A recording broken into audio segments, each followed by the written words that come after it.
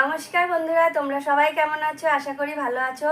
মিনু বং কিচেনে তোমাদের সকলকে স্বাগত। আজকে আমি আবারও একটি নতুন রেসিপি নিয়ে চলে এসেছি। তো রেসিপিটি একদমই নতুন, আমার নিজের তৈরি করা। তোমরা শেষ অবধি অবশ্যই দেখবে ভিডিওটি, না হলে পরে রেসিপিটি তোমরা মিস করে যাবে। তো আজকে আমি রেসিপির জন্য যা যা রেখেছি সেই উপকরণ তোমাদেরকে দেখিয়ে দেব। আমি এখানে দুটো ঝিঙে ছুলে রেখে দিয়েছি, আর কিছুটা টমেটো রেখেছি, কিছুটা পেঁয়াজ কুচি রেখেছি, আর একটা গোটা ডিম রেখেছি, কাঁচা ডিম।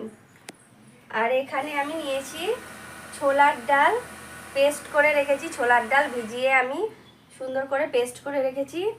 আর পেঁয়াজ কুচি, কিছুটা বাদাম, ভাজা বাদাম আমি আধ ভাঙা করে রেখেছি, আর কিছুটা বেসন, আর কিছুটা কাঁচা লঙ্কা।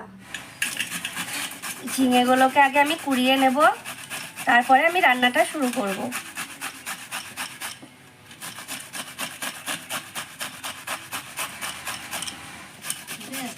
ঝিঙেটা আমি কুড়িয়ে নিয়েছি।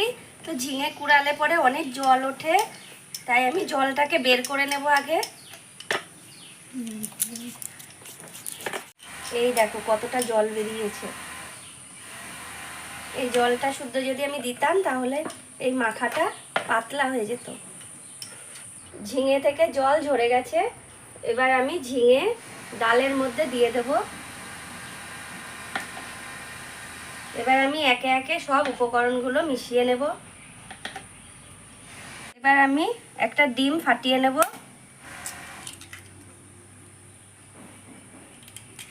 প্রথমে আমি নুন দিয়ে দেব,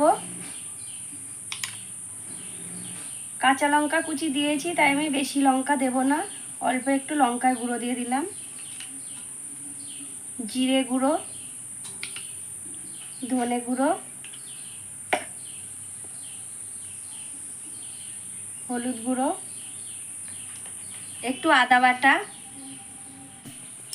সব উপকরণ আমার দেওয়া হয়ে গেছে। এবার আমি হাত দিয়ে সুন্দর করে মেখে নেব।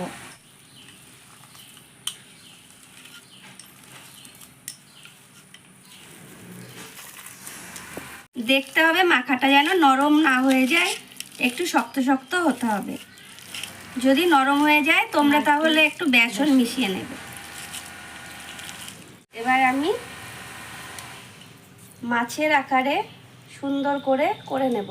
তো তোমরা চাইলে যেভাবে তোমাদের ভালো লাগে তোমরা সেভাবেই করে নিতে পারো এই শেপটাকে।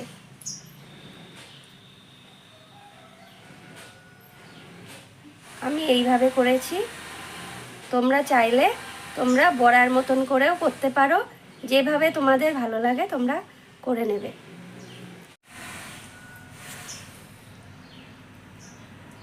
এই রান্নাটা একদমই আনকমন, তোমরা অবশ্যই বাড়িতে ট্রাই করে দেখবে, আশা করি ভালো লাগবে।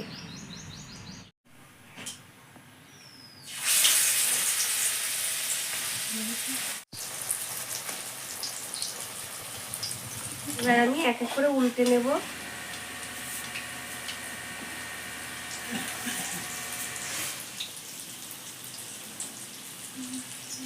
আর একটু হোক, তারপরে উল্টাই। ভাজা হয়ে গেছে, এবার আমি তুলে নেব একে একে। এটা যদি কেউ না দেখে থাকে তো কাউকে খাবার দেওয়ার সময় সবাই ভাববে মাছের তরকারি।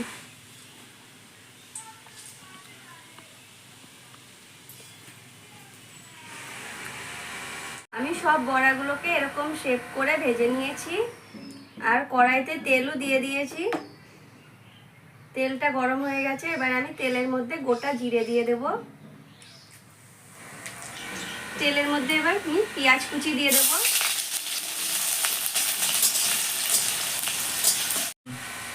এবার আমি টমেটো কুচি দিয়ে দিলাম, দিয়ে দেব স্বাদ মতো নুন।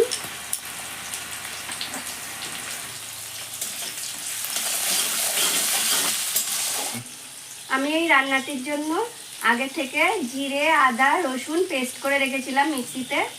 এবার আমি দিয়ে দেব মশলাটা।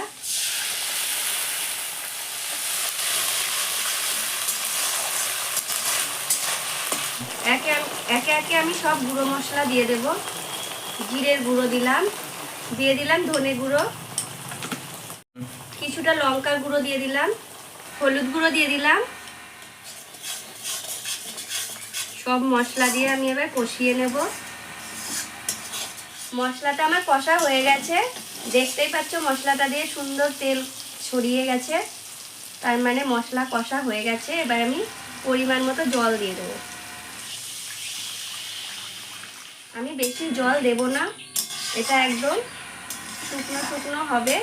মশলাটা যাতে ওই মাছের শেপের আকারে যে আমি করে রেখেছি বড়াগুলো, ওগুলোর সঙ্গে যেন মশলাটা জড়িয়ে থাকে।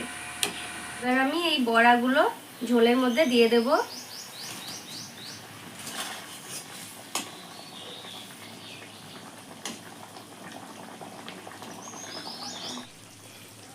রান্নাটা আমার কমপ্লিট হয়ে গেছে। এবার আমি গরম মশলা দিয়ে গ্যাসটাকে অফ করে দেব। আজকে আমি কিছুতে নামাবো না, তরকারিটা কড়াইতেই থাকবে। দেখতেই পাচ্ছ কেমন মাছের মতো নরম, তাই আমি নামাবো না।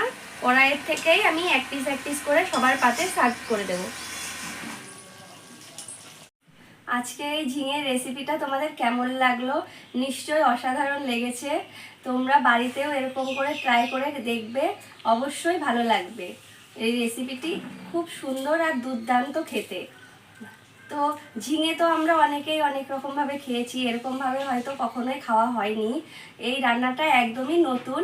আরও এরকম নতুন নতুন রান্না দেখতে হলে আমার চ্যানেলটিকে অবশ্যই সাবস্ক্রাইব করে দেবে আর ফেসবুক পেজটিকে ফলো করবে। তাহলে আজ আসি, আবার নতুন ভিডিওতে নতুনভাবে তোমাদের সঙ্গে দেখা হচ্ছে।